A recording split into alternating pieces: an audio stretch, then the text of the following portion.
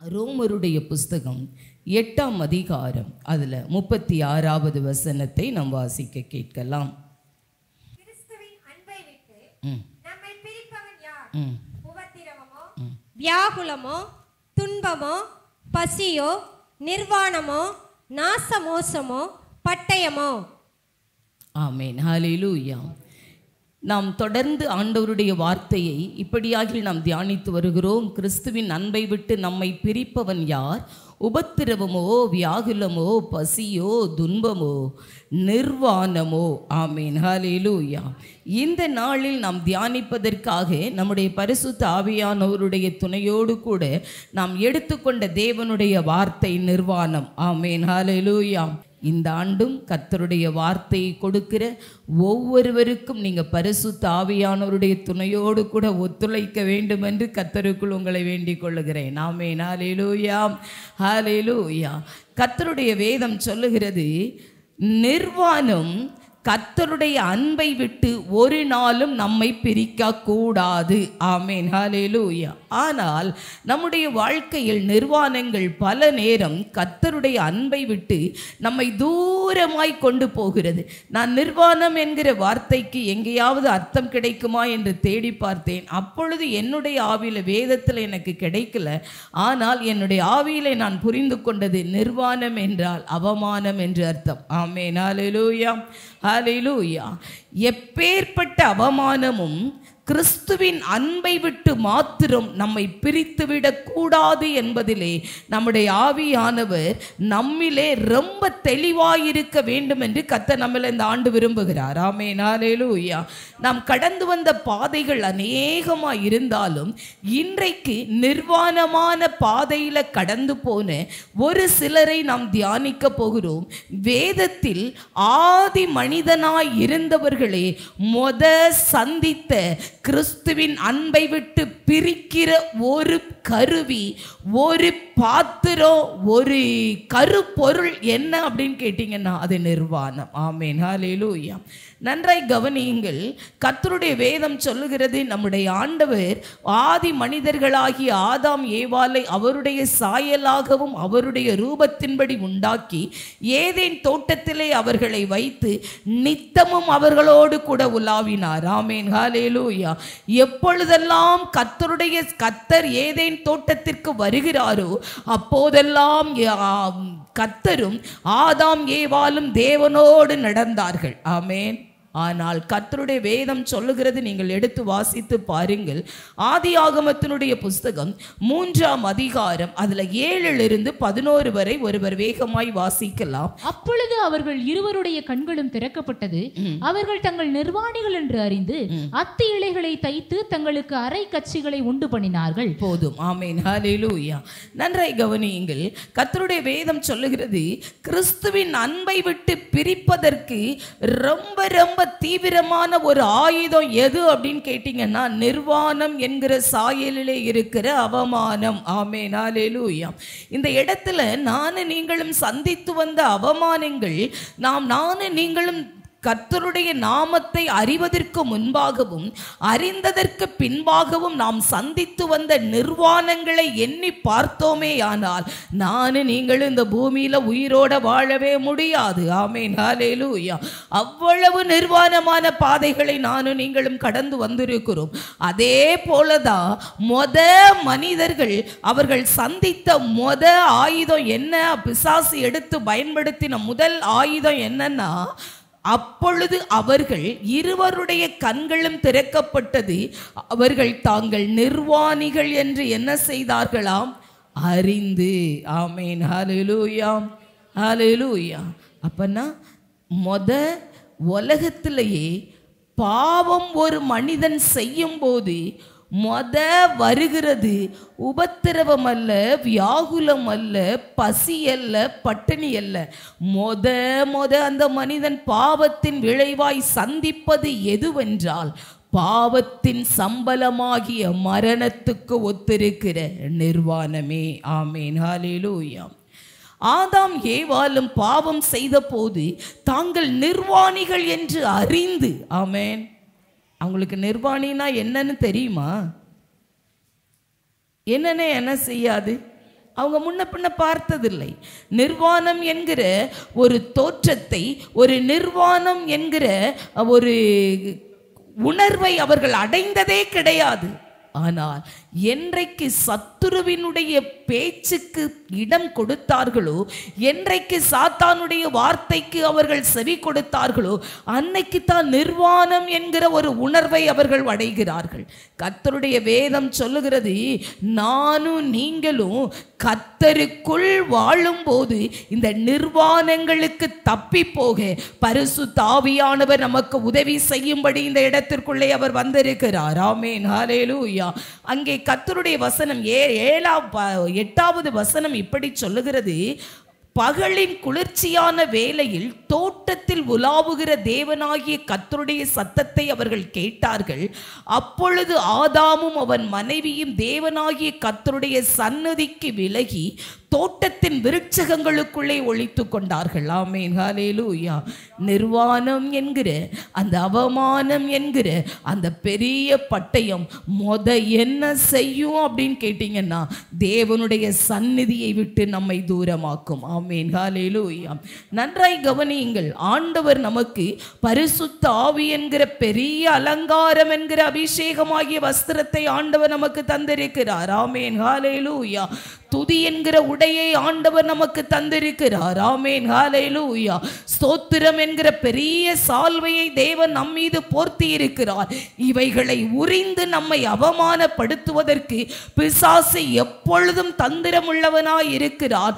அதனால தான் கர்த்தருடைய வேதம் சொல்லுகிறது, பிசாசின் தந்திரங்களை நானும் நீங்களும் அறியாதவர்கள் அல்லவே.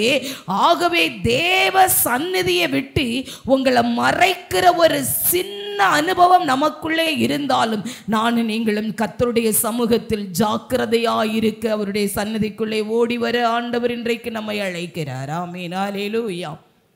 நன்றாய் கவனியுங்கள். கர்த்தருடைய வேதத்தில் நாம் வாசிக்கிறோம், அவங்க தேவ சந்நிதிக்கு விலகி, ஒரு தேவனுடைய பிள்ளையை பார்ப்பதற்கு அச்சப்படுகிறோம் என்றால் எங்கேயோ ஒரு நிர்வாணத்திற்கு ஒத்த ஒரு பாவம் என்ன செய்கிறது? நிர்வாணம் ஒன்று அங்கே இருக்கிறது. எனக்கு நன்றாய் ஞாபகம் இருக்கிறது, ஒரு 4-5 ஆண்டுகளுக்கு முன்பாய் இந்த சபையில் இருந்த ஒரு கர்த்தருடைய பிள்ளை, அவன் இப்போ இல்லை ஆனால் இன்னைக்கும் இந்த திருச்சபைக்கு விசுவாசியாக இருக்கிறார். அவர் அவருக்கு திடீர்னு ஒரு நாள், ஒரு ஞாயிற்றுக்கிழமை இடைப்பட்ட நாளோ எனக்கு ஞாபகம் இல்லை, என்னை பார்த்த உடனே, அப்போ இந்த கிச்சன் கிடையாது, அந்த நம்ம வீட்டுக்கு முன்னாடி ஒரு பெரிய ஷெட்டு மாதிரி இருக்கும், 4 தூண் நிற்கும் பார்த்தீங்களா, அப்படி அந்த தாங்குற தூண் பார்த்துருக்கீங்கல்ல. என்னை பார்த்த உடனே அதுக்கு பின்னாடி போய் படக்குன்னு ஒளிஞ்சிட்டான். அப்போ ஞானஸ்நான தொட்டி அங்கே அந்த பக்கம் இருந்தது, ஒளிஞ்சுக்கிட்டான். ஒளிஞ்ச உடனே ஏன்டா அக்காவை பார்த்து இப்படி ஒளியிற அப்படின்னு சொல்லிட்டு கேட்டான். அவன் நிமிந்தே பார்க்கல. ஏன் தெரியுமா? அவன் ஒவ்வொரு நாளும் இரவு வேலையை முடிச்சுட்டு திரும்பி வரும்போது சிகரெட் என்ன செய்வான்? குடிப்பான். ஆனால் திருவிருந்து எடுப்பான். அப்பப்போ என்ன செய்வான்னா, அந்த வாய்க்குள்ளேருந்து இப்படி இருந்தது என்ன செய்கிறது, என்னது வைப்பீங்கள்ல, இருப்பீங்களே சில பேர், இருக்கிறீங்களா, அப்படி வைக்கிறது. அவன் நினச்சிட்டான் அக்காவுக்கு தெரியும் போல அப்படின்னு அவன் நினைச்சிட்டான். சத்தியமா எனக்கு தெரியாது. ஆனா ஒன்றை ஆண்டவர் எனக்கு உணர்த்தி காண்பித்தார். நமக்குள் இருக்கிற ஆவியானவருடைய சாயல் அவனை பயமுறுத்த வைத்தது. ஆமென், ஹல்லேலூயா. ஒரு சாதாரண கர்த்தருடைய ஊழியக்காரியாய் இருக்கிற என் மேல இருக்கிற தேவ ஆவியானவருடைய அபிஷேகமே ஒரு மனிதனை விலகி பயந்து போக பண்ணுமானால், வானத்தையும் பூமியையும் படைத்த சூரியனை விட பிரகாசமுள்ள ஆண்டவருடைய பிரசன்னத்தை கண்டு நிர்வாணம் ஒன்று இருந்தால் ஆதாம் ஏவாளும் விலகி ஓடின அனுபவம் எத்தனை பயங்கரமாயிருந்திருக்கும். அது எத்தனை பயங்கரமாயிருந்திருக்கும். முதல்ல ஒரு தேவனுடைய பிள்ளைக்கு நிர்வாணம் என்கிற ஒரு அவமானம் வரும்போது, நான் மறுபடியும் உங்களுக்கு சொல்லுகிறேன், நாம் கர்த்தரோடு கூட வாழ்ந்து பாவம் செய்கிற அனுபவத்தில் இப்பொழுது ஆவியானவர் பேசிக் கொண்டிருக்கிறார். இந்த பாவம் நம்மிடத்துல இருக்குமானால் கர்த்தருடைய சன்னதியை விட்டு நம்மை விலக பண்ணும், ஐக்கியத்தை விட்டு அது விலக பண்ணும், தேவ ஊழியர்களுடைய உறவை விட்டு அது விலக பண்ணும், அப்ப தகப்பன் தாயினுடைய அன்பை விட்டு விலக பண்ணும். கர்த்தருடைய வேதம் சொல்லுகிறது, கர்த்தர் சொல்லுகிறார். அதுல 9வது வசனம் சொல்லுது, அவங்க என்ன செய்தார்களா, ஒளிந்து கொண்டார்கள். அப்பொழுது தேவனாகிய கர்த்தர் ஆதாமை கூப்பிட்டு, நீ எங்கே இருக்கிறாய் என்று கேட்டதற்கு பின்பாய் ஆதாம் சொல்லுகிறார் 10வது வசனத்தில், நான் நிர்வாணியாயிருப்பதினால் பயந்து ஒளிந்து கொண்டேன் என்றான். ஆமென், ஹல்லேலூயா. இன்னைக்கு நம்ம வாழ்க்கையில நிறைய பேரு அந்த 24வது ஆண்டை முடித்து 25வது ஆண்டுக்குள் நாம் வந்திருக்கிறோம். ஆனா எத்தனை பேர் இன்னைக்கும் நிர்வாணிகளா இருக்கிறோம் தெரியுமா? நம்முடைய ஆவிக்குரிய வாழ்க்கையில இன்னைக்கும் வெளிச்சம் இல்லாதவர்களாய், நிர்வாணம் என்கிற ஒரு அவமானத்தை சுமந்தவர்களாய், கர்த்தருடைய நாமத்திற்கு அவமானத்தை கொண்டு வருகிறவர்களாய் இன்றைக்கும் இந்த இடத்துல இருக்கிற கூட்டத்தை பரிசுத்த ஆவியானவர் பார்க்கிறார். வேதம் சொல்லுகிறது, நிர்வாணியாயிருப்பதினால் பயந்து. ஆமென், ஹல்லேலூயா. பயம் வேதனை உள்ளது. ஆண்டவர் சொல்லுகிறார், உனக்கு நிர்வாணின்னு சொன்னது யாரு? நான் புசிக்க கூடாதுன்னு சொன்னதை புசிச்சியா அப்படின்னு ஆண்டவர் கேட்டுட்டு அடுத்து கேட்கிற உடனே ஆதாம் சொல்லுகிறா, நீ என் கூட இருக்கும்படி கொடுத்தீங்கல்ல ஒரு பொம்பளை, அவ தான் என்ன செஞ்சா, சாப்பிட கொடுத்தா. இவ்வளவு நாளும் அவ மனைவி, அவள் துணைவி. இப்ப யாரு? நீர் கொடுத்த, நீங்க கொடுத்தீங்கல்ல, அவ தான் எனக்கு என்ன செய்தால், கொடுத்தாள். உடனே அந்த அம்மா சொல்லுது, பாம்பு தான் என்ன செஞ்சிச்சு, வஞ்சிச்சு. அதோட ஆண்டவர் என்ன செய்கிறார், இவங்களெல்லாம் எல்லாத்தையும் சாபங்கெல்லாம் போட்டுட்டு அங்க கர்த்தருடைய வேதம் சொல்லுகிறது, ஆண்டவரே என்ன செய்தார், அவர்களுக்கு ஒரு தோல் உடையை உடுத்தி அனுப்பினார். ஆமென், ஹல்லேலூயா. இதுக்குள்ள ஒரு சின்ன காரியத்தை ஆண்டவர் வைத்திருக்கிறார். ஆண்டவர் ஏதேன் தோட்டத்தை விட்டு வெளியே துரத்துறது ஆண்டவருக்கு சந்தோஷமா? நல்லா கவனிங்க. ஆசையாய் தன்னோட ரூபத்தின்படி, தன்னுடைய சாயலின்படி தன்னோட அழகை கொடுத்து ஆதாமுக்கும் பரலோகத்தின் அழகையே ஏவாளுக்கும் கொடுத்து பயன்படுத்தின ஆண்டவர் இந்த கனியை சாப்பிட்டதற்காக துரத்தி விடுவதற்கு ஆண்டவர் ஒன்னும் இரக்கமற்ற தேவன் அல்ல. தேவன் ஒரு காரியத்தை ஆண்டவர் எதிர்பார்த்தார். ஒண்ணு கர்த்தர் எதிர்பார்த்தார். நான் பாவம் செய்தேன், என்னை மன்னியும் ஆண்டவரே என்று சொல்லுகிற ஒரு சத்தத்தை ஆண்டவர் எதிர்பார்த்தார். ஆமென், ஹல்லேலூயா. மாறி மாறி மாறி குற்றம் சாட்டிக்கொண்டே இருக்க பாவத்திற்கு பலி இல்லாமல் போனதினால் கர்த்தர் ஒரு மிருகத்தை அடித்து அதனுடைய இரத்தத்தினாலே பாவத்தை பரலோகத்திலிருந்து இறங்கி வர போகிற ஆண்டவராகிய இயேசு கிறிஸ்துவுக்கு அடையாளமாய் அந்த மிருகத்தை பலி செலுத்தி அந்த மிருகத்தினுடைய தோலை எடுத்து அவங்களுக்கு உடுத்தி அவங்கள வெளியே என்ன செய்தார், அனுப்பினார். இன்னைக்கும் இப்படிப்பட்ட நிர்வாணம் என்கிற அவமானம் என்கிற நம்ம வாயினால, நம்ம செயல்னால, நம்மளோட அக்கிரமத்தினால இப்படிப்பட்ட நிர்வாணம் என்கிற அனுபவத்திற்குள்ளே இந்த திருச்சபைக்குள்ளே யார் அமர்ந்திருந்தாலும் தயவாய் பரிசுத்த ஆவியானவருடைய துணையோடு சொல்லுகிறேன், கர்த்தருடைய சமூகத்தில் இந்த வருடத்தினுடைய தொடக்க மாதங்களிலேயே கர்த்தரோடு சீர் பொருந்துங்கள். நம்முடைய நிர்வாணங்கள் ஆசீர்வாதமாய் மாறுகிற ஆண்டு இந்த ஆண்டு. ஆமென், ஹல்லேலூயா, ஹல்லேலூயா. தேவன் எதிர்பார்க்கிற ஒரே ஒரு வார்த்தை, கர்த்தாவே நான் பாவம் செஞ்சிட்டேன்ப்பா, என்னை மன்னிச்சிடுங்க. ஆமென். ஒரு ஆண்டவருடைய பிள்ளை ஒரு தவறு செஞ்சிருச்சு, ஒரு தவறு நடந்துருச்சு. அந்த தவறை ஒத்துக்கொள்ள மனமில்லை. ஆனா மன்னிப்பு என்ன செய்யுது பேசுங்க, என்ன செய்யுது, கேட்குது. எப்படி கேட்குதுன்னா, நான் தெரியாமல் செஞ்சேன், நான் மன்னிச்சுக்கங்க, ஆனாலும் உங்கள் மகன் இதை நான் பேசுனதை சொல்லாமல் இருந்திருக்கணும். ஏங்க என்ன தெனாவெட்டு நமக்கு? நம்ம பேசினது மகா தவறு. நாம் சொன்ன வார்த்தை மகா தவறானது. ஆனா தன்னோட தவறை ஒத்துக்கொள்ள மனமில்லை, அந்த தவறிலிருந்து வெளிவர மனமில்லை. ஆனா மன்னிப்பு கேட்குற மாதிரி மன்னிப்பு கேட்டுட்டு உங்க மகன் மட்டும் இதை சொல்லாம இருந்திருந்தா, உங்க மக மட்டும் இதை சொல்லாம இருந்திருந்தா, தன் பாவங்களை மறைக்கிறவன் வாழ்வடைய மாட்டான், அவைகளை அறிக்கை செய்து விட்டு விடுகிறவனே இரக்கம் பெறுகிறான். ஆமென், ஹல்லேலூயா. பிள்ளைங்களுக்கு ஆலோசனை சொல்றீங்களா? நிர்வாணப்படுத்த ஆலோசனை சொல்லாதீங்க. என்ன ஆலோசனை சொல்லி கொடுக்குறீங்க? என்ன ஆலோசனை சொல்றீங்க? என்ன ஆலோசனை சொல்றோம்? சபையில ஒருவரை ஒருவர் சந்திக்கும் போது என்ன ஆலோசனை சொல்லுகிறீர்கள்? ஒருவரும் கெட்டு போகாமல் இருக்க ஒருவருக்கு ஒருவர் புத்தி சொல்லுங்கள் என்று கர்த்தருடைய வேதம் சொல்லுகிறது. நீங்க என்ன புத்தி சொல்றோம்? நானு நீங்களும் என்ன சொல்லிக் கொடுக்கிறோம்?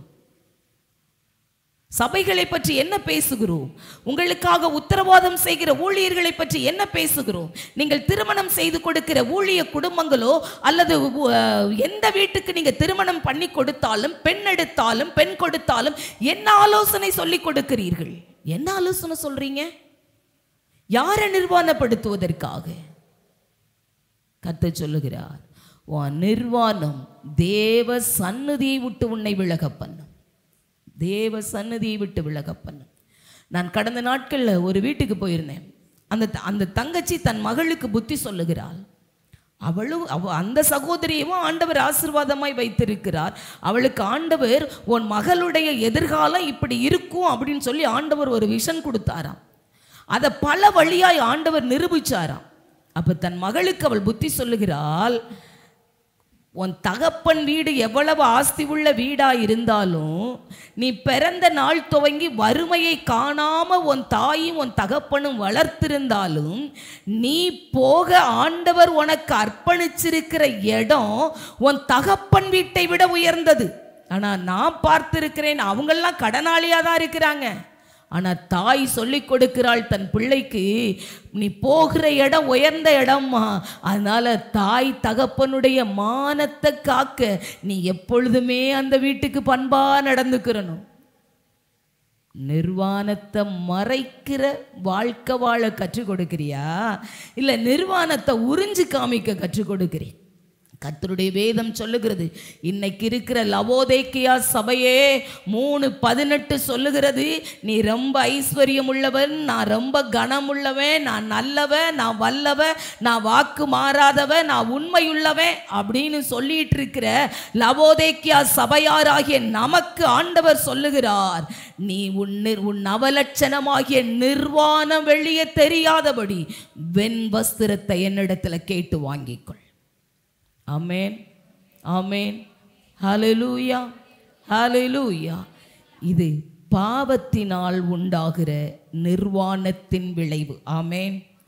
நாம் எப்பேற்பட்டவர்களாய் இருந்தாலும் கர்த்தருடைய சந்நிதியிலே, ஏதேன் தோட்டத்தில் உங்களுக்கு ஆதாம் ஏவாளுக்கு பின்னாடி சந்ததி இருக்குமா இல்லையான்னு தெரியாத காலத்திலேயே கர்த்தர் அவர்களை ஏதேன் தோட்டத்திலிருந்து ரிஜெக்ட் பண்ணார். ஆமென். இன்னைக்கு பெருகி கிடக்குது உலகத்தில் மக்கள் தொகை. நான் நீங்களும் எம்மாத்திரம் சபையே, நான் நீங்களும் எம்மாத்திரம். நிர்வாணம் கர்த்தருடைய அன்பை விட்டு பிரிக்க கூடாது. ஆமென். அப்படி பிரிக்காமல் வாழ்ந்த ஒரு 3 பேரை ஆவியானவருடைய துணையோடு கூட நாம் தியானித்து இன்றைக்கு பரிசுத்த ஆவியானவருடைய கிருபையினாலே இந்த 2025 அவருடைய இரத்தத்தையும் சரீரத்தையும் நாம் பானம் பண்ண போகிறோம். எடுத்துக்கொள்ளலாம். ஆதியாகமத்தினுடைய புஸ்தகம் 37ஆம் அதிகாரம், அதுல 23வது வசனத்தை ஒருவர் வாசிக்க கேட்கலாம். யோசேப்பு தன் சகோதரரிடத்தில் சேர்ந்த போது யோசேப்பு உடுத்திக் கொண்டிருந்த பல வருண அங்கியை அவர்கள் கலற்றி அவனை எடுத்து அந்த குழியிலே போட்டார்கள். அது தண்ணீர் இல்லாத வெறும் குழியா இருந்தது. போதும். ஆமென், ஹல்லேலூயா. யோசேப்பு தன் சகோதரரிடத்தில் சேர்ந்த போது யோசேப்பு உடுத்திக் கொண்டிருந்த பல வருண அங்கியை அவர்கள் கலற்றி அவனை எடுத்து அந்த குழியிலே போட்டார்கள். அது தண்ணீர் இல்லாத வெறும் குழியா இருந்தது. ஆமென், ஹல்லேலூயா. இந்த யோசேப்பு யாரு? யாக்கோபுடைய யாருமா? நேசகுமாரன். வேற என்ன? யோசேப்புன்னு நான் எங்க பார்த்தேன்? யோசேப்பு காலத்துலயாமா நான் வாழ்ந்தேன், என்னைய போய் கேட்டுக்கிட்டு இருக்கிறேன் அப்படின்னு சொல்றீங்களா? சரி, யோசேப்பு யாரு? ஒருத்தர் கூட ஆவியில வெளிப்பாடு இல்லையாம்மா?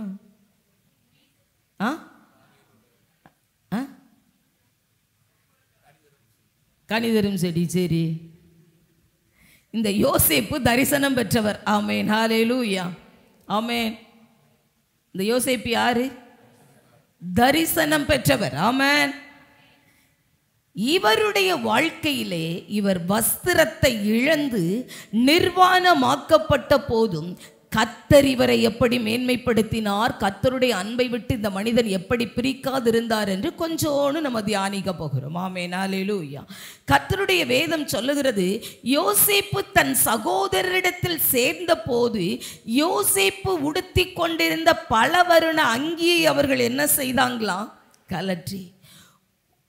ஒரு தரிசனம் பெற்ற மனிதன் தேசத்தில் தன் சகோதரர்கள் நடுவிலே இந்த மனிதனுடைய நெல் கட்டுகள் மாத்திரம், கதிர்கட்டுகள் மாத்திரம் நிமிர்ந்து நிற்க, மற்ற கதிர்கட்டுகள் எல்லாம் குனிந்து நிற்க தரிசனம் பெற்றவன், சூரியனும் சந்திரனும் நட்சத்திரங்களும் வணங்க தரிசனம் பெற்ற ஒரு மனிதனுடைய வாழ்க்கையிலே வஸ்திரமில்லாத ஒரு பாதையை அவன் கடக்க வேண்டியதாயிருந்தது. ஆமென், ஹல்லேலூயா. நாம் நினைக்கலாம், நான் ஆண்டவரை இவ்வளவா தேடுகிறேனே, இத்தனை வருஷம் ஆயிற்று, இன்னும் என் வாழ்க்கையில இந்த பாதை கடராதா, இந்த பாதை முடியாதா, இனிமேல இந்த பாதை தொடருமா அப்படின்னு கேட்டீங்கன்னா, கர்த்தருடைய வேதம் சொல்லுகிறது, யோசேப்போடு கூட கர்த்தர் இருந்தாராம். யோசேப்பு சிறைச்சாலையில் இருந்த போது கர்த்தர் இருந்தாராம். யோசேப்பு போகுமிடமெல்லாம் கர்த்தர் இருந்தாராம். போத்திபாரின் வீட்டில் கர்த்தர் இருந்தாராம்.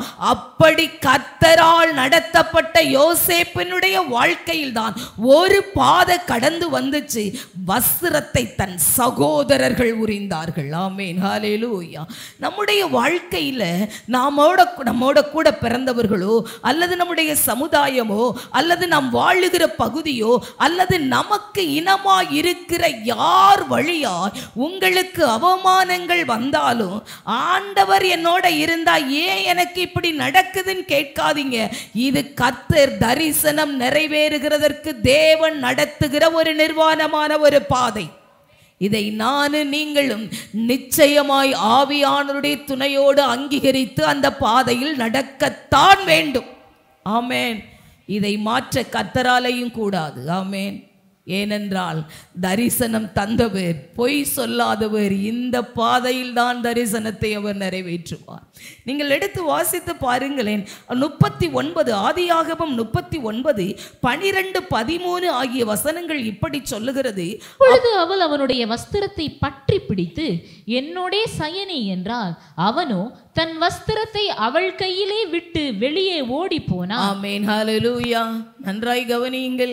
ஆண்டவரோடு வாழுகிற தேவனுடைய பிள்ளைகளே, ஒவ்வொரு முறையும் நம்முடைய வாழ்க்கையில ஒரு நேரம் அவமானப்பட்டேன், இது போதாதா, எத்தனை இந்த இவ்வளவு பெரிய அவமானத்தை கடந்து வந்திருக்கிறேன், ஏசப்பா இதோட என்ன உயர்த்தி வச்சிருக்க கூடாதா, இந்த வியாதியில தான் கஷ்டப்பட்டேன், இதோடையாவது என்ன மீட்டிருக்க கூடாதா, இந்த கடன் பாரத்துல தான் நான் கஷ்டப்பட்டேன், இதோட என்ன மீட்டிருக்க கூடாதா அப்படின்னு நீங்க கேட்பீங்கன்னா, தரிசனம் நிறைவேற காத்திருக்கிற ராஜாக்களும் ஆசாரியர்களுமாயிருக்கிற தேவனுடைய சந்ததியாரே, உங்களுக்கு ஆண்டவர் சொல்லுகிறார், அந்த பாதையில கடக்கிற நீங்கள் மறுபடியும் ஒரு வேளை வஸ்திரத்தை பற்றி பிடித்து வஸ்திரத்தையே நீங்க அவள்கிட்ட கொடுத்துட்டு ஓடி வருகிற ஒரு அனுபவம் நம்முடைய வாழ்க்கையில் வந்திருந்தாலும் கர்த்தர் உங்களோட தான் இருக்கிறார். ஆமென், ஹல்லேலூயா, ஹல்லேலூயா.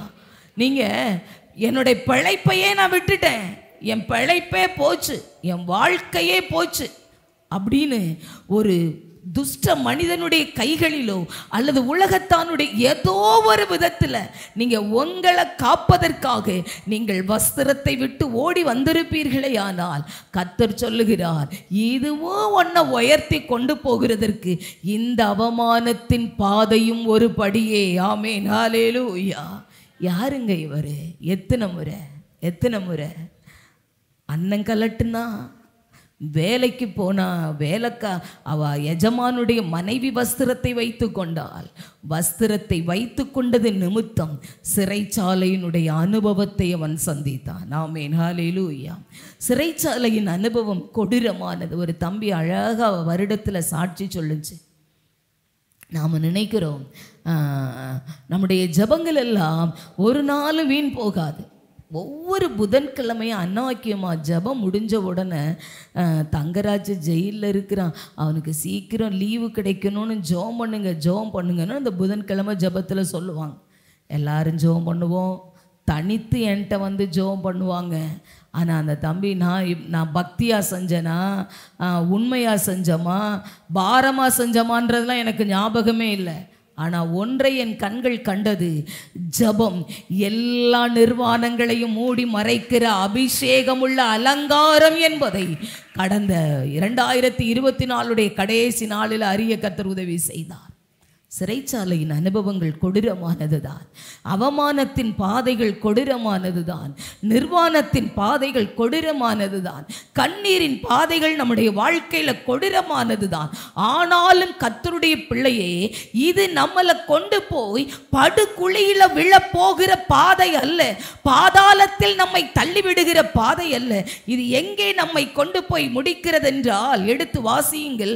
ஆதியாகமம் 41:14 இப்படி சொல்லுகிறது, அவனை அழைத்து வரும்போது வேறு வஸ்திரத்தை என்ன செய்தார்களாம், தரித்து பார்வோனிடத்தில் கொண்டு வந்தார்கள். நீங்க ஒன்ன கவனிங்க, உங்க நிர்வாணம் என்கிற இந்த அவமானம் என்கிற பாதை மாறவே மாறாதா அப்படின்னு மட்டும் நினைச்சு உங்க ஆண்டவரை விட்டு தூரம் போயிடாதீங்க. இந்த நிந்தையின் பாதை, இந்த கண்ணீரின் பாதை மாறி மாறி மடங்கடிக்கப்பட்டு அடி மேல அடி, என் பிள்ளைக்கு அந்த பிள்ளைக்கு ஒரு அடி, இந்த பிள்ளைக்கு ஒரு அடி, என் கணவனுக்கு ஒரு அடி, எனக்கு ஒரு அடி, என் சரீரத்துல எத்தனை பலவீனத்தை சுமப்பேன், எத்தனை வியாதியை தாங்குவேன், எத்தனை போராட்டத்தை என் குடும்பத்துல சந்திப்பேன் அப்படின்னு நீங்க தரிசனம் பெற்ற பிள்ளைகள் எண்ணுவீர்களே. ஆனால் கர்த்தருடைய ஆவியானவர் இந்த 2025 சீயோன் குமாரனே, சீயோன் குமாரத்தியே, உன் துதிகளுக்குள்ளே வாசமாயிருக்கிற கர்த்தர் சொல்லுகிறார், உன்னுடைய எல்லா சாக்கு துணியையும் கலைந்து மகிழ்ச்சி என்கிற வஸ்திரமாகிய வேறு வஸ்திரத்தை உடுத்தி கொண்டு நீ கர்த்தராகிய இயேசுவுக்கு முன்பு நிற்க அழைக்கப்பட்டிருக்கிறாய் இந்த ஆண்டு. ஆமென், ஹல்லேலூயா. வேறு வஸ்திரம் தரித்தவனாய் யோசேப்பை கொண்டு வந்து நிறுத்தினார்கள். நிர்வாணம் தொடரவா செஞ்சிச்சு? நிர்வாணம் தொடரவா செஞ்சிச்சு? பயப்படாதீங்க. நம்முடைய வாழ்க்கையில சில நேரம் தரிசனம் பெற்ற பிள்ளைகள் கர்த்தருடைய கரத்திலே பயன்பட வேண்டும் என்று தேவன் வைத்திருக்கிற பாத்திரங்களை கர்த்தரே உடைத்து உருவாக்க, நம்முடைய சுயத்தை உடைக்க, நம்முடைய வேண்டாத சுவாபங்களை உடைக்க, நம்முடைய மாமிசத்தின் சிந்தைகளை உடைத்து கர்த்தருடைய கிறிஸ்துவின் சிந்தை நம்மிலே உருவாக்குவதற்காக தேவன் சில நிர்வாணமான பாதைகளில் நம்மை நடத்தினாலும் நாள் ஒன்று வரும் தேவ பிள்ளையே, சாக்கு துணி களையப்பட்டே தீரும். மகிழ்ச்சி என்னும் உடையை உடுத்துகிற கர்த்தர் சொல்லுகிறார், வேறு வஸ்திரம் தரித்து நீ பார்வோனுக்கு முன்பாய் நிற்கிறவள் மாத்திரம் அல்ல. அதே 41:42 சொல்லுகிறது, அவனுக்கு மெல்லிய வஸ்திரங்களை உடுத்தி பொன் சரப்பணியை அவன் கழுத்திலே தரித்து, கைகளை தட்டி கர்த்தருக்கு ஸ்தோத்திரம் செய்யுங்கள். ஒரு நாள் வஸ்திரம் இல்லாமல் சிறைப்பட்டு வந்த மனிதன் ஒட்டகங்களிலே மேலே ஏத்தி எகிப்துக்கு கொண்டு வரல மீதியானியர்கள், இஸ்மவேலர்கள். ஒட்டகத்திற்கு பின்பாய் அடிமைகள் வஸ்திரம் தரித்து வருவது இல்லை, நிர்வாணிகளாய் கொண்டு போகப்படுவார்கள். ஒட்டக வேகத்துக்கு ஓடணும், ஒட்டக வேகத்துக்கு நடக்கணும். இப்படி நடந்த யோசேப்பினுடைய வாழ்க்கை அப்படியே முடிஞ்சிடல.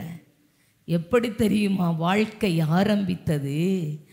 யோசேப்பின் கையில முத்திர மோதிரத்தை போட்டு, வஸ்திரம் போட்டிருக்கார்ல, அதோட பார்வோன் விட்டுருக்கலாம்ல, மெல்லிய வஸ்திரங்களை அவனுக்கு உடுத்தி பொன் சரப்பணி அவருடைய கழுத்துல என்ன செய்தாராம்?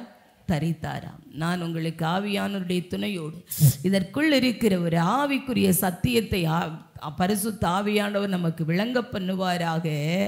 நீங்க கடந்து வந்த பாதையில நிறைய நிர்வாணங்களை சந்திச்சிங்க பார்த்தீங்களா, நிந்தைகளை சந்திச்சிங்க பார்த்தீங்களா, நேற்று ஆவியானவர் பேசினார் பார்த்தீங்களா, நீதியினால் நீ ஸ்திரப்படுவாய், கொடுமைக்கு தூரமாவாய். நீங்க கேட்டீங்கல்ல, என் நீதி எங்க ஆண்டவரே, நான் உங்களை சேவிச்ச நீதி எங்கப்பா, உங்களுக்கு முன்னாடி நான் வடிச்ச கண்ணீருக்கு பதில் எங்கப்பா,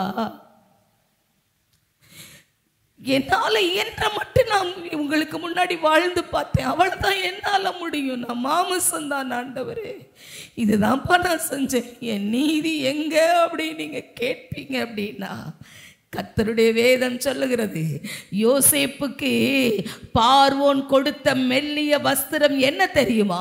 வெளிப்படுத்தின விசேஷம் 19:8 நீங்கள் வாசிப்பீர்களே ஆனால், சுத்தமும் பிரகாசமுமான மெல்லிய வஸ்திரம் தரித்து கொள்ளும்படி அவர்களுக்கு அளிக்கப்பட்டது. அந்த மெல்லிய வஸ்திரம் பரிசுத்தவான்களுடைய நீதியே. ஆமென், ஹல்லேலூயா, ஹல்லேலூயா. நீதிக்காக காத்திருக்கிறீங்களா? என்றைக்கு சிறை வாழ்வும் அறையும் காத்திருக்கிறீங்களா? சீயோன் குமாரனே குமாரத்தியே, நான் சிறைப்பட்டு போன ஆண்டு முடிஞ்சிருச்சா நீங்க காத்திருக்கிறீங்களா? கர்த்தர் சொல்லுகிறார். இன்னைக்கு ஆராதனையில் நம்ம ஒரு பகுதியை தியானித்தோம் பார்த்தீங்களா? சீயோன் குமாரத்தியே குமாரனே, இனி நீ சிறைப்பட்டு போவது இல்லை. கர்த்தர் மறுபடியும் உனக்கு உறுதிப்படுத்துகிறார். உனக்கு ஆண்டவர் நீ வாழ்ந்த வாழ்க்கைக்கு, நீ கர்த்தரிடத்தில் ஏறெடுத்த உன் கையெடுப்புக்கு, உன் இருதயத்தில் தேவனை உன்னால் இயன்ற மட்டும் சபிக்காமல் ஆணையிடாமல், தேவனிடத்தில் எப்பொழுது எனக்கு நீதி வரும் என்று உன் நிர்வாண பாதையிலேயே நீ கர்த்தருக்கு காத்திருந்த பத்தியா, அந்த நீதி எப்படி தெரியுமா விளங்கும்? உன் ராஜா உனக்கு அந்த நீதியை எப்படி கொடுப்பாராம்? மெல்லிய வஸ்திரமாகிய அந்த நீதியினுடைய ஆசீர்வாதங்களை உன் சிரசின் மேல் வந்து தங்க பண்ணுவார். ஆகவே நிர்வாணம் என்கிற பட்டயம் கிறிஸ்துவின் அன்பை விட்டு நம்மை பிரிக்காது, பிரிக்கவும் கூடாது. ஆமென், ஆமென், ஆமென். நம்முடைய பரிசுத்தவான்கள் வாழ்ந்த வாழ்க்கை நாம் கொஞ்சம் நினைச்சு பார்த்தோம்னா நம்மால அழாமல் இருக்க முடியாது. நம்ம என்ன வாழ்க்கை வாழ்றோம்? நம்ம என்ன வயிற்ற வலிச்சு அழுகிறோம்,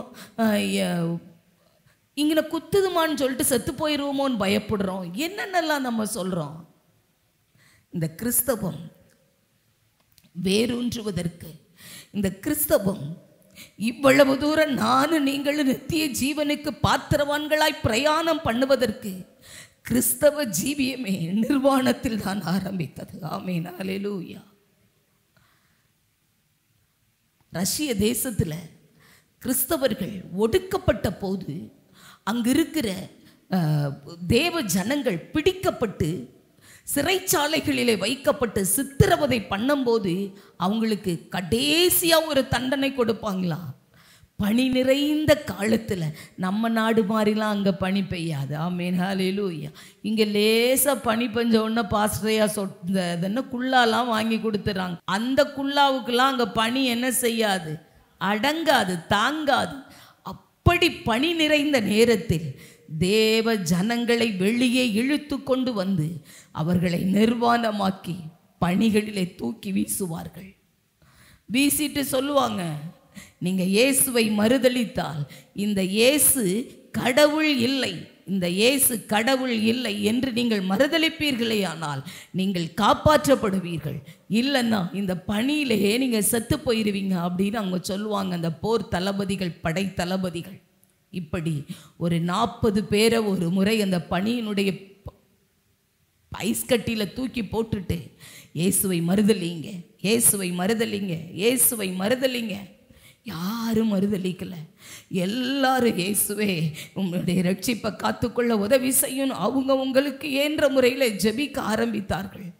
திடீரென்று ஒரு மனிதன் தேவனை மறுதலிக்கலாம் என்று அவன் குளிர் தாங்க முடியாமல் நினைத்த போது திடீரென்று இவங்களுக்கு அந்த உபத்திரவம் கொடுத்த அந்த இராணுவத்தினுடைய தளபதி வானத்தை அண்ணாந்து பார்த்தான். அந்த பரலோகத்தினுடைய ஒரு காட்சியை அவன் வானத்தில் பார்த்தான். எப்படி தெரியுமா? 40 தூதர்கள் கிரீடங்களை கொண்டு பறந்து வந்ததை அவன் பார்த்தான். ஆமென், ஹல்லேலூயா. 40 தூதர்கள் அந்த கிரீடத்தை கொண்டு பறந்து வந்ததை பார்த்த நேரத்திலே ஒரு கொடுமையை சகிக்க முடியாத ஒரு கிறிஸ்தவர் எனக்கு இயேசு வேண்டாம் என்று சொன்ன உடனே, அவன் வெளியே வந்த உடனே இந்த படத்தளபதி எனக்கு இந்த இயேசு வேண்டும் என்று ஓடிப்போய் அந்த பணிக்குள்ளே என்ன செய்தான்? உள்ளே விழுந்தான். அந்த 40 பேரும் மரித்து போனார்கள்.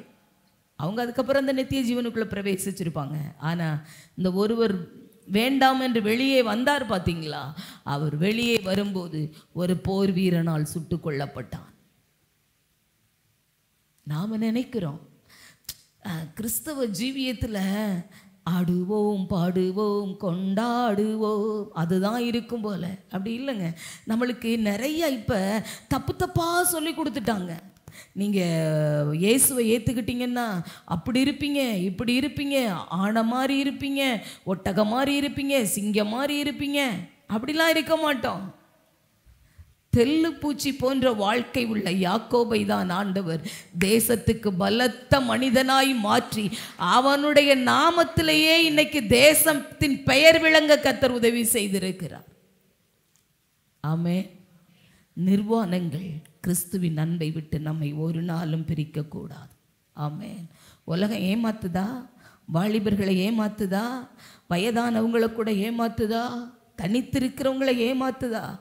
கொஞ்சம் கவனமாய் ஓட்டத்தை ஓடுங்கள். நிர்வாணம் என்கிற பாதை தேவனுடைய சன்னதியை விட்டு நம்மளை விலகி கொண்டு போயிடும். ஆனா நிர்வாணத்தின் பாதையில் கர்த்தர் நம்மளோடு கூட இருந்தால் அது எங்க கொண்டு போய் உங்களை முடிக்கும்னு கேட்டா, தெண்டனிட்டு பணியுங்கள், உங்கள் நீதியை நிறைவேற்றுகிற ராஜா உங்களோடு இருக்கிறார் என்று சொல்லுகிற அந்த பாதையில கொண்டு போய் அந்த நிர்வாணம் நம்மை முடித்துவிடும். ஆகவே தான் அப்போஸ்தலனாகிய பவுல் சொன்னார், கிறிஸ்துவின் அன்பை விட்டு நிர்வாணம் பிரிக்க முடியாது. ஆமென், ஹல்லேலூயா, ஹல்லேலூயா. அடுத்து ஒரு மனிதனை நாம் வாசிக்கலாம். நம்முடைய வாழ்க்கையில் நம்ம பிரயாணப்பட்டே ஆகணும். ஆமென். நம்ம வாழ்க்கையில் கண்டிப்பாக நம்ம பிரயாணப்படணும். எந்த பிரயாணம்? வாழ்க்கை பயணத்திலே மேகத்தூணாய் வருபவரே. இது மாதிரி வாழ்க்கை பயணத்தில் நம்ம சாகிற வரைக்கும் வாழ்க்கையில் என்ன செய்யணும்? பயணம் பண்ணிக்கிட்டே இருக்கணும். எங்கே ஸ்டாப் ஆகுறோமோ அங்கே நமக்கு என்ன செஞ்சிடும்?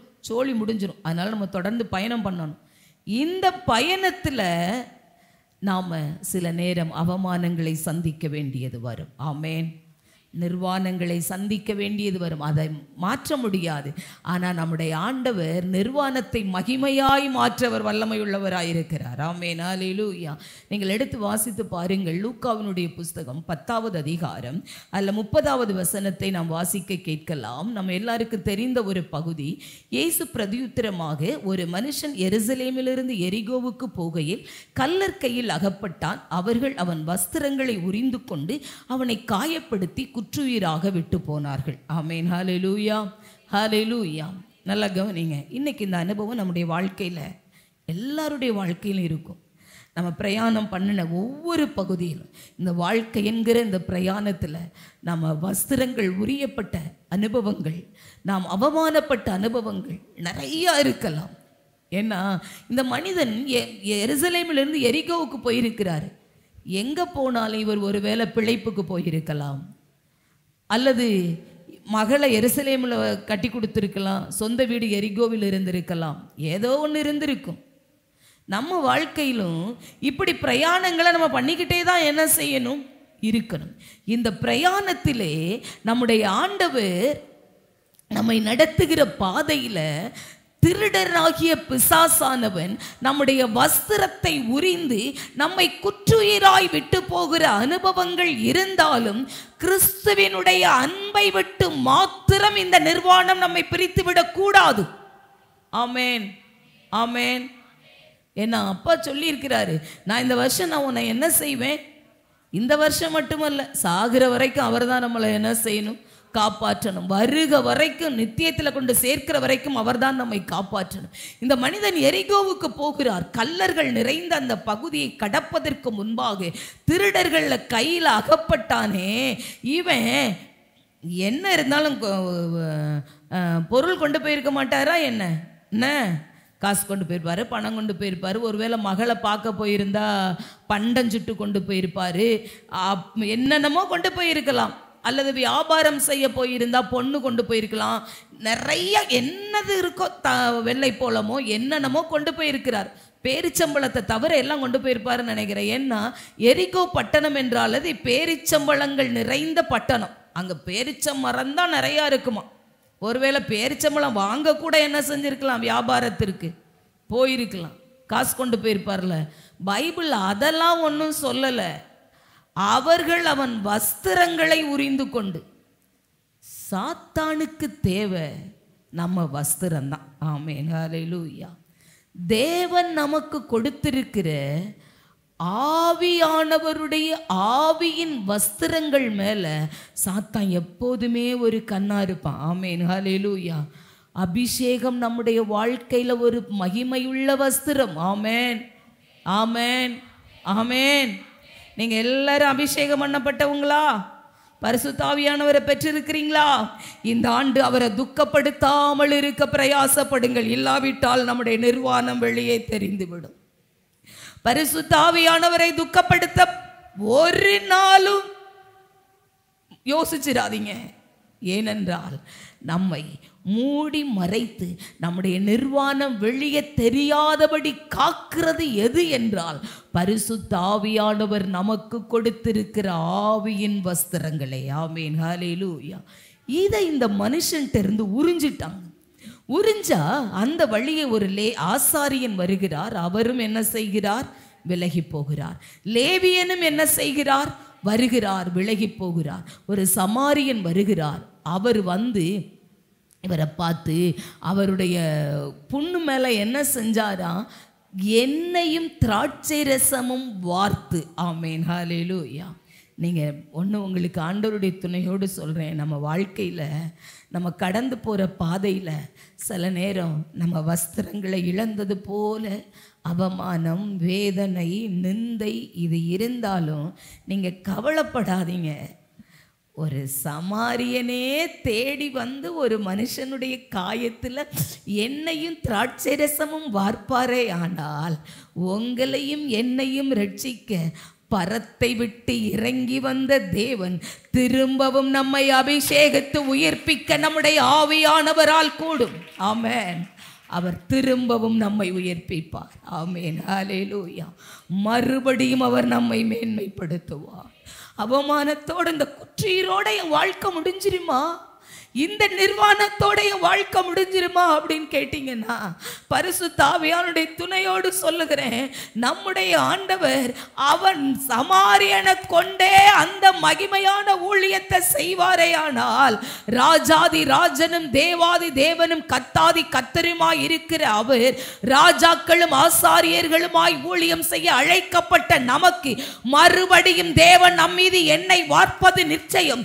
திராட்சை ரசத்தினால் நம்மை அலங்கரிப்பது, முகத்தை களையாக்குவது நிச்சயம். ஆமென். வாலிபர்களை வளர்க்கிற திராட்சை ரசமும் எண்ணெயும் உங்கள் வீடுகளிலே வழிந்தோட கர்த்தர் இந்த ஆண்டு கிருபை செய்வாராக. ஆமென், ஆமென். குற்றுயிரா இருக்கிறீங்களா? குற்றுயிரா இருக்குது. இந்த பிரச்சனையை கடந்து போக்கு முன்ன செத்துடலாம் போல இருக்குது. அப்படி இருக்கிறீங்களா? ரொம்ப வருஷம் இந்த பிரச்சனை வந்துட்டே இருக்கு எங்க வீட்டில். என்னைக்காவது ஒரு நாளைக்கு ஒரு முடிவு வந்துடாதான்னு பார்க்குறேன். இந்த வியாதிக்கு ஒரு முடிவு வந்துடாதான்னு பார்க்குறேன். இந்த வறுமைக்கு ஒரு முடிவு வந்துடாதான்னு பார்க்குறேன். என் பிள்ளைகளுக்கு ஒரு மீட்பு வந்துடாதான்னு பார்க்குறேன். குற்றுயிராவே கிடக்கிறேனே, எப்போ முடியும் அப்படின்னு கேட்குறீங்களா? உங்களுக்கு ஒன்றே ஒன்று சொல்லுகிறேன். உங்களை மறுபடியும் பரிசுத்த ஆவியானவர் அவருடைய எண்ணெயும் திராட்சை ரசத்தையும் வார்த்து உங்களை அலங்காரமானவர்களாய் மாற்ற இந்த ஆண்டு உயிரோடு வைத்திருக்கிறார். ஆமென், ஹல்லேலூயா. இல்லைன்னா நான் நீங்கள் 2024 சாவுக்கு ஏதுவான பாத்திரங்கள், மரணம் நம்மை கவ்விக்கொண்ட ஆண்டு 2024. பிழைப்போம் யார் சொன்னது? நம்மளையே நம்ம நம்ப முடியாது வாழ்ந்தோம். நீங்க குற்றீராகவே உங்க வாழ்க்கை முடிஞ்சிடாது. மறுபடியும் இந்த சம்பவம் எதை நமக்கு சுட்டி காண்பிக்குது என்றால், உன் நிர்வாணம் வெளியே தெரியாதபடி உன்னுடைய அபிஷேகத்தை மறுபடியும் புதுப்பித்துக் கொள். ஆமென், ஹல்லேலூயா. உங்களோட அபிஷேகத்தை புதுப்பித்துக்கொள். தீமோ உன்னோட அபிஷேகத்தை மறுபடியும் புதுப்பித்துக்கொள். உன்னோட அபிஷேகத்தை மறுபடியும் புதுப்பித்துக்கொள். உலகம் எப்படி வேணாலும் இருக்கலாம், சூழ்நிலைகள் எப்படி வேணாலும் இருக்கலாம், நம்ம கடந்து போகிற பாதை எப்படி வேணாலும் இருக்கலாம். ஆனா அபிஷேகத்தை மாத்திரம் நம்ம இழந்துடவே கூடாது. கடந்த நாள்ல ஒரு பைபிள் காலேஜில் எனக்கும் அந்த கிளாஸ் எடுக்கிற அந்த ஸ்டாஃபுக்கு ஒரு சின்ன வாக்குவாதம். அவர் ஒருவரை குறித்து மேன்மையாய் சொன்னார். அப்படி போய்கிட்டே இருக்கும்போது எனக்கு ரொம்ப வேகம் வந்துருச்சு. அப்போ நான் சொன்னேன், தம்பி ஐயா, நான் வந்து அபிஷேகத்தை நம்புகிறவள், நீங்களும் அபிஷேகத்தை நம்புவீங்க அப்படின்னு நான் உங்களை நம்புகிறேன். அதனால நீங்கள் ஆவியானவருடைய அபிஷேகத்தை கொண்டு போதிங்க, ஆவியானவருடைய அபிஷேகத்தை கொண்டு நடத்துங்க. நான் இதுக்கு மேலே உங்களுக்கு எதுவும் சொல்ல விரும்பலை தம்பி அப்படின்னு சொல்லிட்டு அந்த சாப்டரை முடிச்சுட்டேன். அடுத்த கிளாஸ்க்கு அந்த தம்பி வந்தவர் சொன்னார், அம்மா ரொம்ப வேகமாக பேசினாங்க அம்மா, நான் 100க்கு 100 சொல்கிறேன், நான் அபிஷேகத்தை ரொம்ப ரொம்ப நம்புகிறவேன். ஆமென், ஹல்லேலூயா.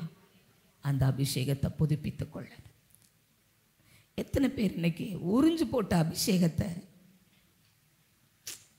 ஏதோ ஒரு பிரச்சனைக்காக, ஏதோ ஒரு வறுமைக்காக, நான் சொல்கிறேங்க உங்களுக்கு தம்பி இம்மானுவேல், உங்களுக்கு நான் சொல்கிறேன், நீங்கள் மட்டும் அபிஷேகத்தை காத்து கொண்டு ஓடுகிற மனிதனாக இருந்தால் உங்கள் சந்ததிகள் உங்களை சுற்றிலும் பச்சையான ஒளிவ மர கன்றுகளாக இருப்பது நிச்சயம். அபிஷேகத்தை காத்துக்கொள். இதுதாங்க நம்மளை உயர்த்தும், இதுதான் நம்மளை மேன்மைப்படுத்தும், இதுதான் நம்மளை வாழ வைக்கும், இதுதான் நம்மளை போதித்து நடத்தும். வழி இது, இதிலே நடவுங்கள் என்று சொல்லுகிறது எதை நினைச்சீங்க? அபிஷேகம் தான் சொல்லிக் கொடுக்கும். எங்க அந்த அபிஷேகம்? அதாங்க நம்ம நிர்வாணப்பட்டு போதும். அதான் நம்ம நிர்வாணம் வெளியே தெரிஞ்சிச்சு. அன்னைக்கு மாத்திரம் குடிவெறியில நோவா குடித்து வெறித்து வஸ்திரம் விலகி கிடந்தாரா, நிர்வாணம் வெளியே தெரிஞ்சிருச்சு. அன்னைக்கு பூமியினுடைய மாற்றம் சுழற்சி அப்படின்னு சொல்றாங்க. ஆனாலும் தகப்பனுடைய ஸ்தானத்தில் இருக்கிற, தாயுடைய ஸ்தானத்தில் இருக்கிற, ஆவிக்குரிய பிள்ளைகள் என்கிற ஸ்தானத்தில் இருக்கிற நாம எப்பொழுதும் ஜாக்கிரதையா இருக்கணும். இந்த இப்பெல்லாம் அந்த யூடியூப்ல எல்லாம் போடுறாங்க பார்த்தீங்களா, ஒரே நக்கல் தான்.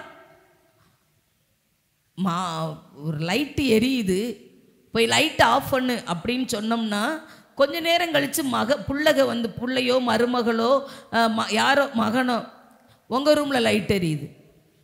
ஏமா, நான் இன்னும் கொஞ்ச நாள் கழித்து என் ஓட்டத்தை ஓடி முடிச்சு நான் போய் சேர்ந்துருவேன். ஆனால் நான் பலனாக இருக்கும்போது கருத்தாக தான் அந்த அம்மா வாழ்ந்துருக்கும், இல்லைன்னா இவ்வளோ தூரம் கொண்டு வந்திருக்குமா அந்த அம்மா உங்கள் குடும்பத்தை.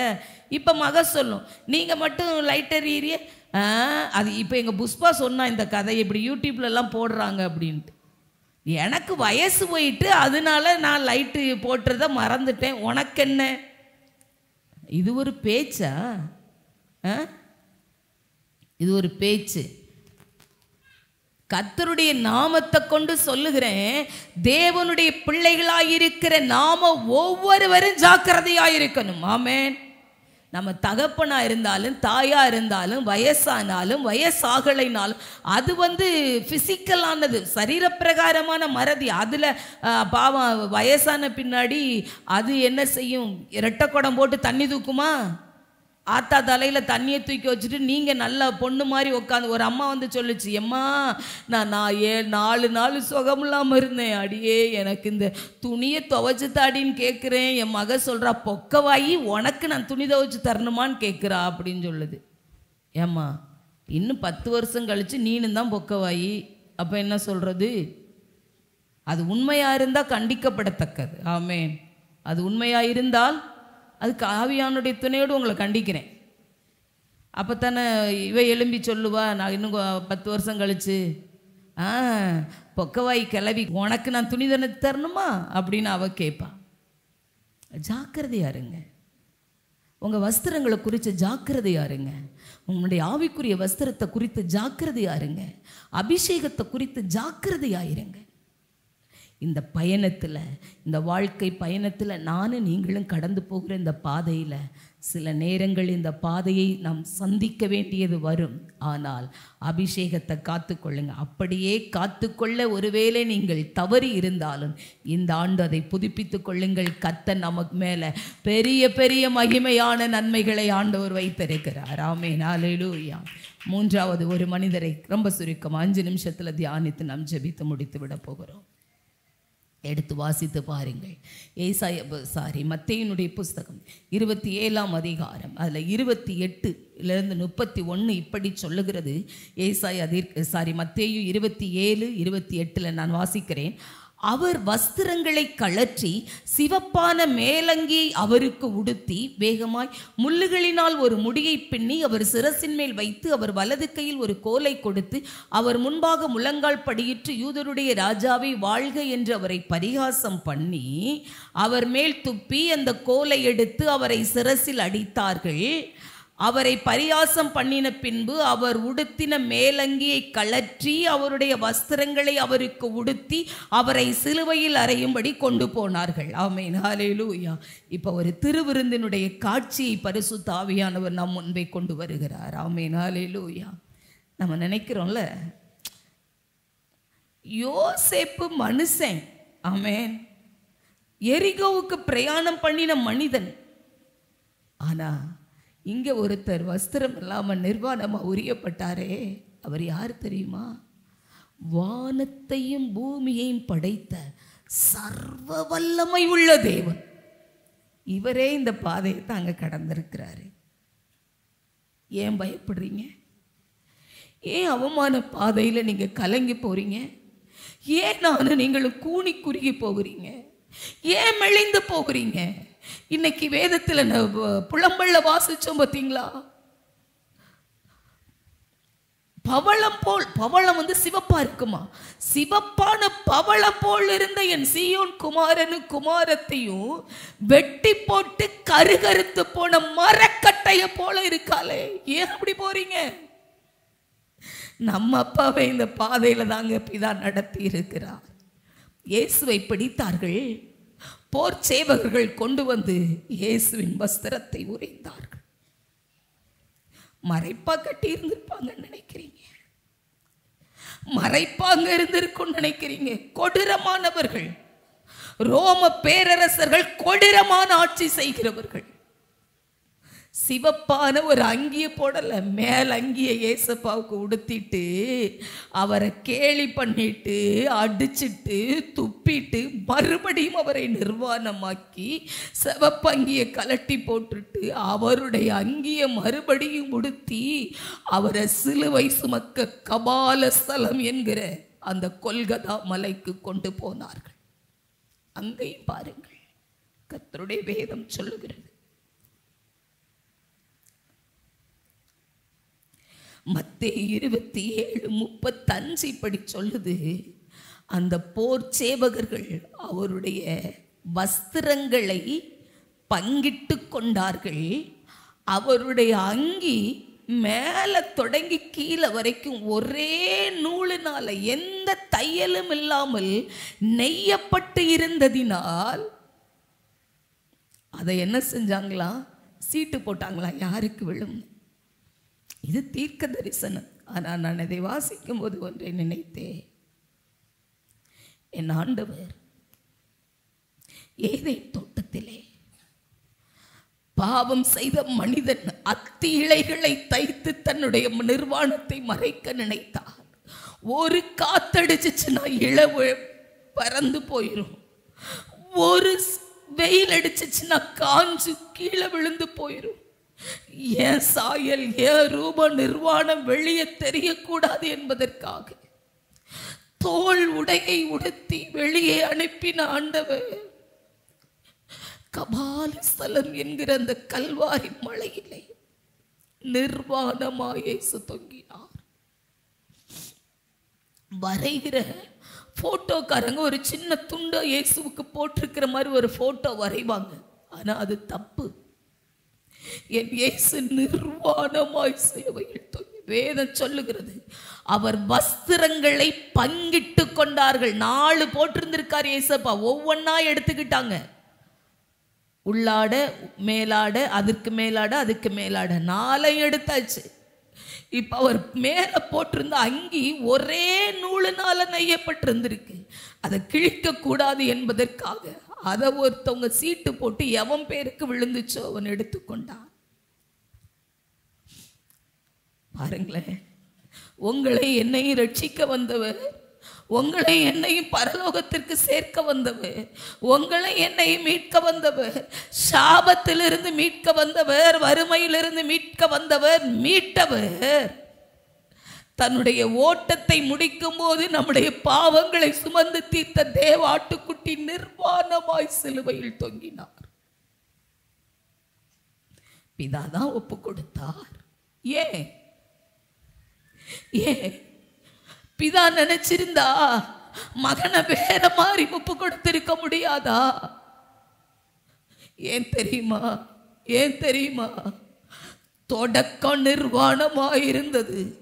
என் இயேசுவினுடைய முடிவு நிர்வாணமாய் முடிந்தாலும் அவர் உயிர் தெழும்போது எப்படி தெரியுமா அவருடைய மகிமை இருந்தது? நீங்கள் ஒரே ஒரு காரியத்தை மாத்திரம் நான் சொல்லிவிடுகிறேன். அந்த இயேசுவினுடைய வஸ்திரத்தை சொல்லும்போது நான் ஒரு பகுதியை தியானித்தேன். நீங்கள் மத்தேயு 28:3 வாசிச்சு பார்த்தீங்கன்னா தெரியும். அந்த தூதனுடைய ரூபம் மின்னலை போலவும் அவனுடைய வஸ்திரம் உறைந்த மழையை போலவும் வெண்மையாகவும் இருந்ததாம். ஒரு தூதனுக்கு கடவுள் படைத்த அந்த பரலோகத்தின் தூதனுடைய வஸ்திரத்தை பாருங்களேன், உறைந்த அவ்வளவு வெண்மையான வஸ்திரம். ஆனா படைப்புக்கு அவ்வளவு மகிமை, படைத்தவர் இங்கே நிர்வாணமா என்ன செய்கிறார்? சில நேரம் நம்ம வாழ்க்கையில நம்மனால ஆசீர்வாதம் பெற்றவங்க நல்லா இருக்கலாம், ஆனா நாம கஷ்டப்படலாம். அது எதுக்கு அப்படின்னு கேட்டீங்கன்னா, உங்களை ஆண்டவர் நிர்வாணத்தின் பாதையில் ஒப்பு கொடுக்கிறதற்கு அல்ல, அது நிர்வாணத்தின் பாதைக்கு அல்ல. நீங்க ஏசாயாவினுடைய புஸ்தகம் 63:1 நீங்க வாசிப்பீங்க அப்படின்னா, நம்முடைய ஆண்டவருடைய வஸ்திரம் எப்படி இருந்துச்சுன்னா, சாயம் தீர்த்த வஸ்திரம் உடையவராகவும் மகத்துவமாய் உடுத்தியிருக்கிறவராகவும் தமது மகத்துவமான வல்லமையிலே எழுந்தருளினவராகவும் வருகிற இவர் யார்?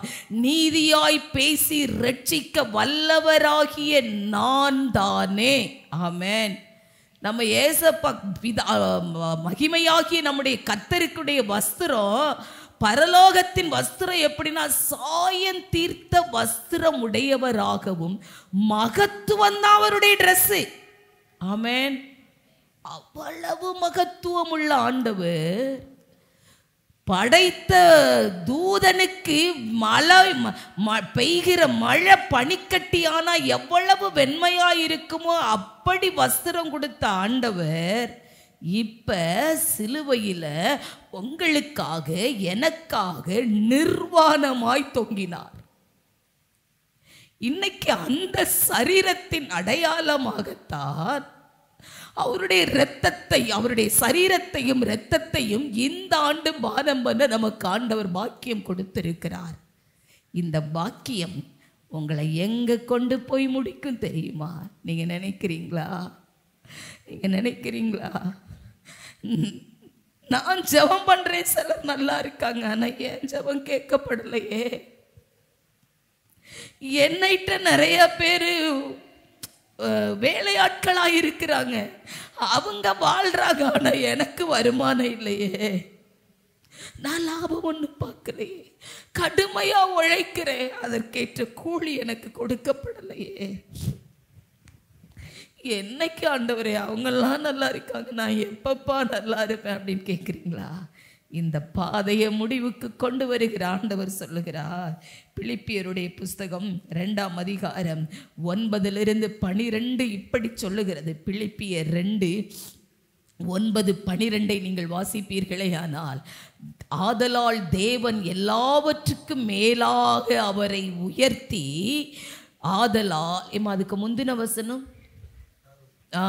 அவர் மனுஷ ரூபமாய் காணப்பட்டு மரண பரியந்தம், அதாவது சிலுவையின் மரண பரியந்தமும் கீழ்ப்படிந்தவராகி தம்மை தாமே தாழ்த்தினார். ஆதலால் தேவன் எல்லாவற்றுக்கும் மேலாக அவரை உயர்த்தி, இயேசுவின் நாமத்தில் வானோர் பூதுலத்தோர் பூமியின் கீழானவருடைய முழங்கால் யாவும் முடங்கும்படிக்கும் பிதாவாகிய தேவனுக்கு மகிமையாக இயேசு கிறிஸ்து கர்த்தர் என்று நாவுகள் யாவும் அறிக்கை பண்ணும்படிக்கும் எல்லா நாமத்துக்கும் மேலான நாமத்தை அவருக்கு தந்தருளினார். சிலுவையில் உண்டான மரணம், சிலுவையில் உண்டான நிர்வாணம் நம்முடைய இயேசுவை எங்கே கொண்டு போய் வைத்தது தெரியுமா? எல்லாவற்றுக்கும் மேலாக உயர்த்தி. இந்த உலகத்துல எத்தனை நாமம் இருந்தாலும் இந்த நாமத்தை சொன்னா பிசாசு நடுங்கும், பாவம் நடுங்கும், வியாதி நடுங்கும், நோய்கள் நடுங்கும். ஏன் தெரியுமா சபையே? உனக்காக எனக்காக சிலுவையிலே அவர் நிர்வாணமாய் தொங்கினார். முழங்கால் படியிட போகும் உன் எஜமானுக்கே இந்த பாதையானால், பட்ட மரத்துக்கு இப்படி இருக்குதே, பச்சை மரமே அந்த பாடுபட்டு இருக்குதே, பட்ட மரமாகிய உங்களுக்கும் எனக்கும் இந்த நிர்வாணம் கிறிஸ்துவின் அன்பை விட்டு மட்டும் நம்மளை பிரிச்சிடக்கூடாது, பிரிச்சிடவே கூடாது. ஆண்டவரிடத்தில் ஒப்பு கொடுக்க போகிறோம். நீங்க எந்த பாதையில் நிற்கிறீங்க? ஆதாம் ஏவாள் நின்ற தேவ சன்னதியை விட்டு விலகி நிற்கிற பாதையில் நிற்கிறீங்களா? இன்னைக்கு சொன்னாங்க பார்த்தீங்களா, மீடியா டீம்ல இருக்கிறவங்களுக்கெல்லாம் உங்களுக்கு ரொம்ப தயவா சொல்றேன், இது ஒரு முறை 2 முறை ஆண்டவர் பேசின வார்த்தை எல்லாம் உங்களை குறித்து. மாறி மாறி ஆண்டவர் பேசுகிறார், மாறி மாறி ஆண்டவர் பேசுகிறார். இயேசுவை மறுபடியும் நிர்வாணப்படுத்தாது, இயேசுவை மறுபடியும் நிர்வாணப்படுத்தி சிலுவையில் அறையாது. அவர் ஒரே ஒரு தரந்தான் அடிக்கப்படணும், அவர் ஒரே ஒரு தரந்தான் மரிப்பார், அவர் ஒரு தரந்தான் உயிர்ப்பார். இனி நம்ம செய்கிற எல்லாமே நமக்கு ஆக்கினையை கொண்டு வந்துடும். நீங்க எங்க நிக்கிறீங்க? தேவ சன்னதியை விட்டு விலகி நிக்கிறீங்களா? ஒளிஞ்சு நிக்கிறீங்களா? அல்லது கர்த்தர் கூடவே இருந்தும் வஸ்திரத்தை கலற்றின சகோதரர்கள் நடுவில் இருக்கிறீங்களா? வஸ்திரங்களை கலற்றின வேலைக்காரியின் நடுவுல நிற்கிறீங்களா? உங்க இயேசுவை மட்டும் விடாம பிடிச்சுக்கிட்டீங்களா? ஓ, குற்றுயிராய் விட்டு போன அந்த எரிகோ மனிதனை போல நிற்கிறீங்களா? நீங்க எங்க நின்னாலும் பரவாயில்ல, உங்களுக்காக ஒருத்தர் இனி அவர் மரிக்க போகிறது இல்லை, இனி அவர் நிர்வாணமாய் தங்க போகிறது இல்லை. அவர் மகத்துவம் உள்ளவர், அவர் உடுப்பு மகத்துவமானது. வஸ்திரத்தை காத்துக்கொள் சபையே. இது லவோதேக்கியா சபையின் காலம், இது லவோதேக்கியா சபையின் காலம், கடைசி காலம். நீங்களும் கர்த்தரிடத்திலே அபிஷேக வஸ்திரங்களை கேட்டு பெற்றுக்கொள்ள வேண்டிய காலம், கேட்டு பெற்றுக்கொள்ள வேண்டிய காலம்.